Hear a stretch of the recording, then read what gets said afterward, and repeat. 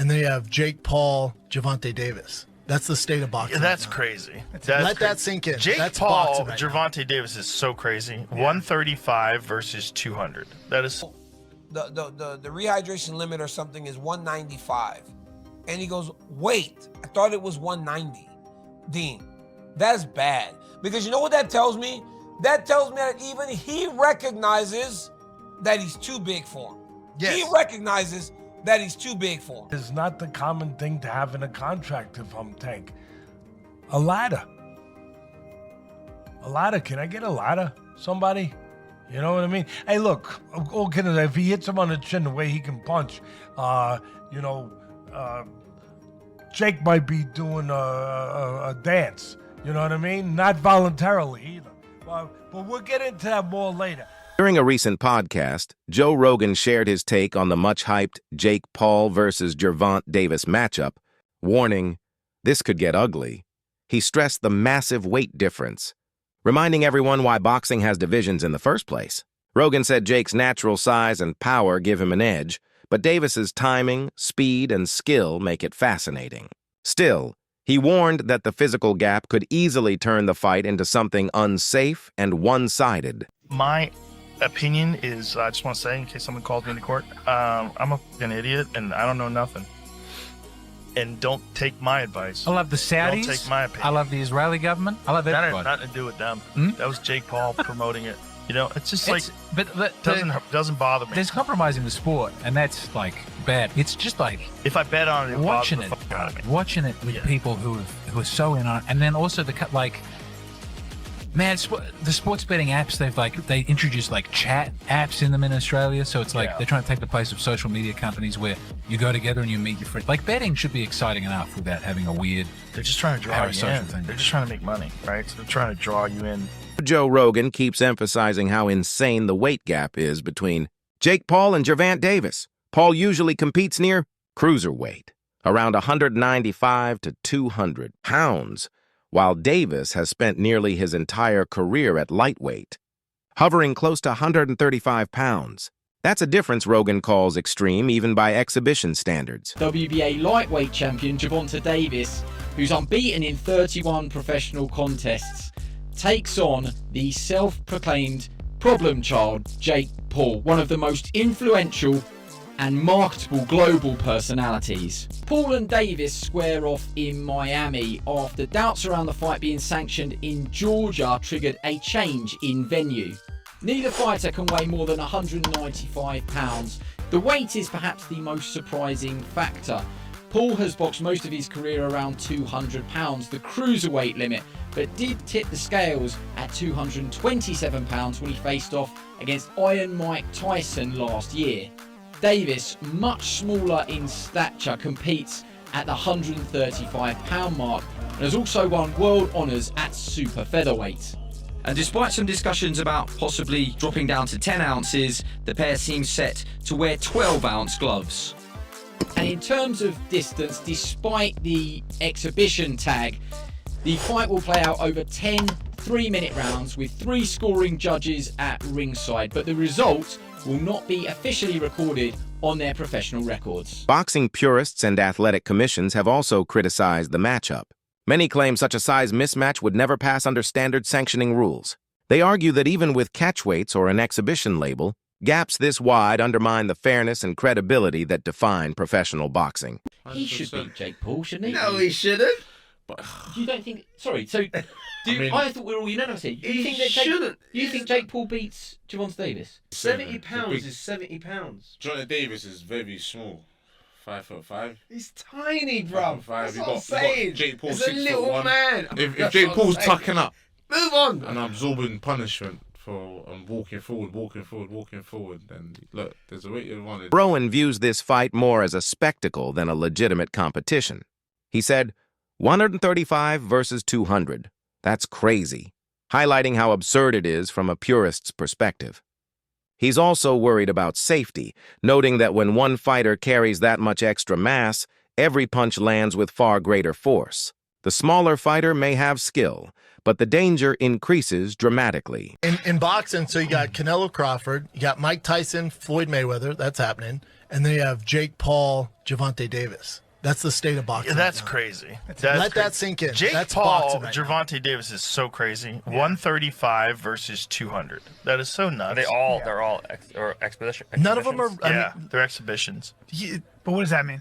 Just means you don't really. Nobody wins. They're not. Right. It's kind of. I mean, It's weird. I don't want Tyson Jake to versus sue me. Mayweather They're not. was crazy, It's not like a real scrap. It's So- not real. Really? So they're not trying to knock each other out? No. Well, Mike Tyson and Floyd Mayweather don't like each other. They have not liked each other forever. Tyson and Mayweather. Yes, But they like Mike money. Tyson and Mayweather don't like each other. Huh. If there's a fight that might be real, like where Mike Tyson might say, "I'm gonna knock this out," or "I'm gonna try to knock this motherfucker It would be out." Because of safety concerns, multiple special rules are being applied to this matchup. It's officially labeled as an exhibition, meaning it won't impact either man's professional record. Additional terms include a catchweight set at 195 pounds, larger gloves for extra padding, and even official judges despite its exhibition status, ensuring some level of structure and fairness. If you do fight, what weight would it be at? 195. Oh, wow. So he would go all the way from 40 to 95? Yeah, I mean it would be an exhibition. Okay. Okay. And so what does that mean? Is that 3-minute rounds? Yeah, 10 3-minute rounds. And when you say exhibition, like what are the restrictions on that? No restrictions, just the fact that like we couldn't actually get it professionally sanctioned. Analysts like Daniel Cormier echo the same sentiment, calling the fight an uneven spectacle rather than true sport. He says while Gervonta is clearly the more skilled boxer, the weight difference is absurd and dangerous. Cormier believes Jake Paul is simply too big and that the matchup stretches the limits of what should be allowed. He questions how regulators even approved such an unbalanced fight in the first place. It is completely just, I can't say the word that I want to say because I don't want to get canceled, but this fight should not be happening.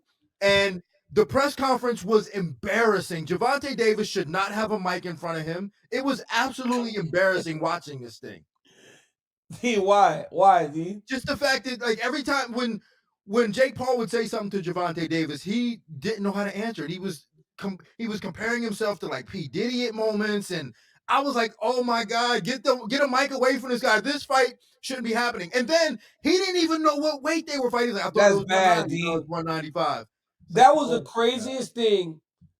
That was the thing that stood out to me the most. Was that when they go, the rehydration limit or something is 195. And he goes, wait, I thought it was 190. Dean, that's bad. Because you know what that tells me? That tells me that even he recognizes that he's too big for him. Yes. He recognizes that he's too big for him. Cormier adds that many fighters already deplete themselves through drastic weight cuts close to fight night, risking dehydration and fatigue. When such practices mix with a huge size gap, the danger multiplies. He explains that in cases like Paul versus Davis, the heavier man can rehydrate back to an even larger frame, creating an even greater imbalance once they step into the ring. I think it's the most dangerous thing in the world. With us, we would go on Thursday night. If I weighed 216 and I had to be 205 by Friday morning, I would get as low as I possibly could and then try to go to bed. So if I'd get to 207, I would hope that by the morning I'd be 206. I'd only have to lose a pound in the morning. So I'm dehydrated for 12, 13, 14 hours. Those guys today are going to bed at that weight, Joe, 10, 11 over, and waking up at like 4 or 5 in the morning and cutting the weight. Because they said if they cut all that weight, they don't sleep, which I can attest to. It don't matter how much melatonin you take, you're so dehydrated. You're not gonna get a good night's sleep. I think it's dangerous. Why is it dangerous? Because you have to cut 10 pounds in 4 hours. If you don't, you're screwed. Because the worst possible feeling, you expect to lose 8, but you might lose 6 or 5.5. And then you're like, Cormier also expressed disbelief over how the Paul versus Davis bout was arranged. To him, the entire setup feels flawed from day one. He remembers the press event where Tank himself seemed unsure about the fight's weight class. For Cormier, that's not a small issue. It's proof of how loosely structured the deal is. In a sport built on weight safety and fairness, that lack of clarity feels deeply troubling. Jake Paul. Yesterday they had their first press conference. One of the most recognizable things is Jake Paul is huge compared to Gervonta Davis. And two, Gervonta Davis don't even know what weight they fighting, D. Maximum weight of 195 pounds for this exhibition. The fight will be contested over 10 3-minute rounds. I said it was 190. The fight is 195 pounds, Tank, as you know. DC, I watched this, and we have our priorities way misplaced when we're talking about boxing. Like, everybody's complaining about this Ali act and all. Like, how is something like this allowed to happen? How is Jake Paul allowed to fight Gervonta Davis? It's completely unfair. It is completely just, I can't say the word that I want to say because I don't want to get canceled. Coach Calvin Ford has shown cautious optimism regarding Jake Paul versus Gervonta Davis, but remains vocal about safety concerns. He acknowledges the extreme size gap, yet says Davis willingly accepted the challenge. Ford's main issue is glove size, arguing 12-ounce gloves are meant for training, not competition.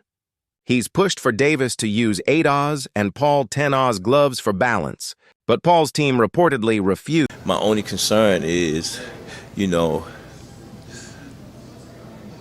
gloves. You understand what I'm saying? Because we don't fight in 12-ounce gloves. We don't use 12-ounce gloves. That's training gloves, you know what I'm saying? I'm like, that's 2 pounds away from Jake. He fights in 10s.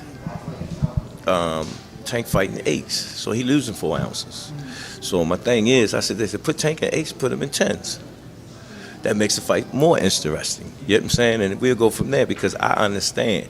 And I brought that question up to one of his handlers. They was, no, we don't want to do no mixed match. It's supposed to be an expedition. Why does it matter? What, now y'all want the wins and the loss. You know what I'm saying? All these prescriptions, but you want to be great. Being great is really pushing the envelope. You know what I'm saying? Tank don't really care, So when I brought this up, he said, dang, facts. You know what I'm saying? So, again, he can weigh the 10s and we weigh the 8s. Then we got to fight.